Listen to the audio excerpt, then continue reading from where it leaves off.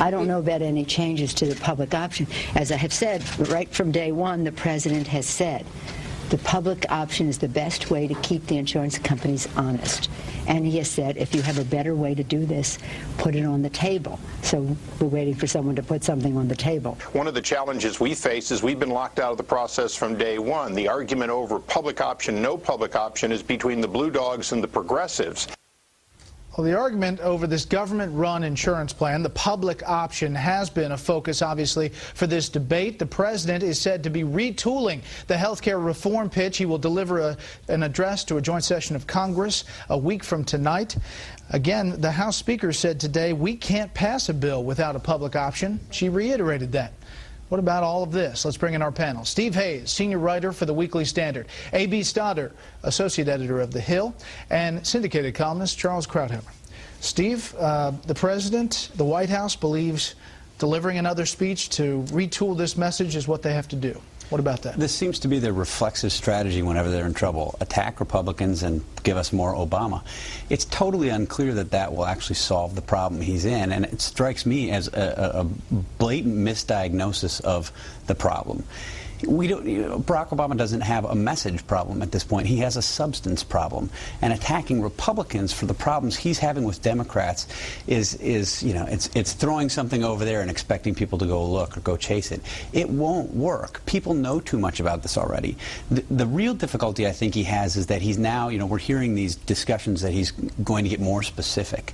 More specific will necessarily mean he's going to have to give us details about how he intends to pay for this.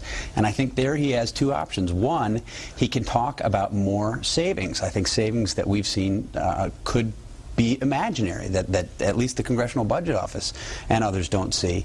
Or he's going to have to talk about taxes. And in one case, if he talks about savings, I think people won't believe him. In the other, if he talks about taxes, it won't be popular. A.B., the House Speaker said again, we will have a public option in this bill. We can't pass it without a public option. Now, everybody at the White House, at least privately, is saying that it looks like the president is going to come out and say, we're not going to have a public option. Right.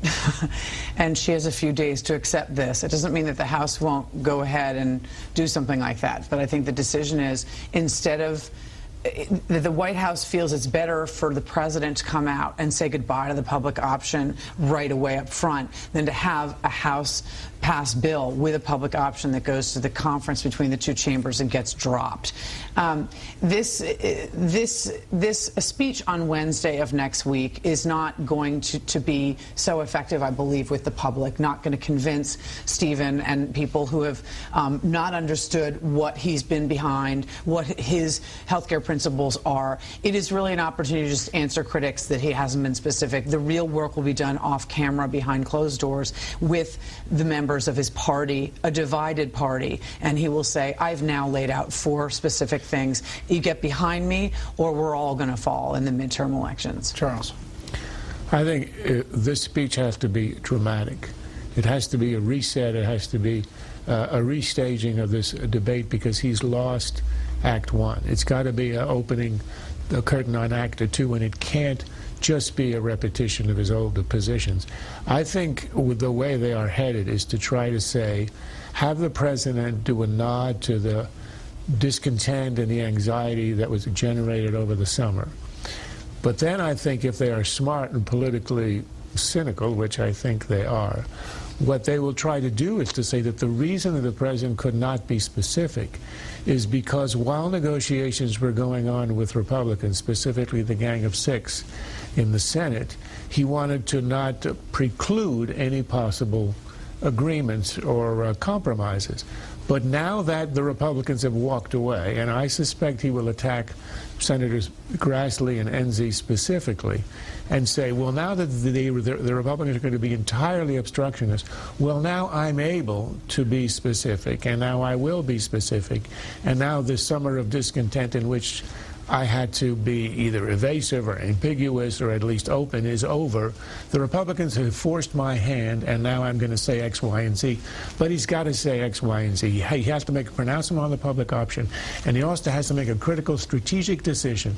Is this about cutting costs, which will destroy him in popular opinion, or does he ignore that now and make it all about expansion of coverage and guaranteeing of coverage. But if he does what you say he will do, it seems like abandoning the negotiation completely would lend itself more to, okay, let's try to push through a public option. Well, he might. I'm not sure which way he's going to go. I mean, all the indications are that he'll drop a public option, but not because of the Republicans, but because of the Blue Dogs. In the end, as Mara once said, there's no liberal in the House who's going to lose a seat if there is not a public option. There are a lot of moderates in the House who will lose a seat if there is a public option. Case closed. AB, we saw how the left was enraged when this whole debate came out in the first place, whether it was going to be included or not. Now, when the president delivers this speech, and if in fact he does drop it, then what happens? Labor is threatening mutiny. I mean, he still has incredible heat from the left on this issue, and he will after he lays down the law. But I have a feeling that he's working with the Senate right now on what the members of the Senate caucus, much more moderate and conservative Democratic caucus, can stomach. Is it a $700 billion bill? Is it $900 billion bill? Is there no employer mandate but an individual mandate? What is the subsidies for new coverage? And they are going to massage some kind of message for him to lay down. Ultimately, the House progressive wing is going to get left out of this. I would say quickly on those Republicans, I think it is the job of the spokesman at the White House to beat up on Senator Enzi. I don't think Barack Obama is going to get up and beat up. I want them at the table. Those talks proceed this week. Senator Enzi's staff invited me to meet with them tomorrow, and they said they're still at the table. I think the White House is going to try to string that along a little bit longer. Last word, Steve. You aren't cynical enough, I'm afraid. Not for Charles. That's a compliment. Yeah, I think he's essentially calling the left's bluff if he opts to go without the public option, and they're not going to ditch him. It's not going to happen. When we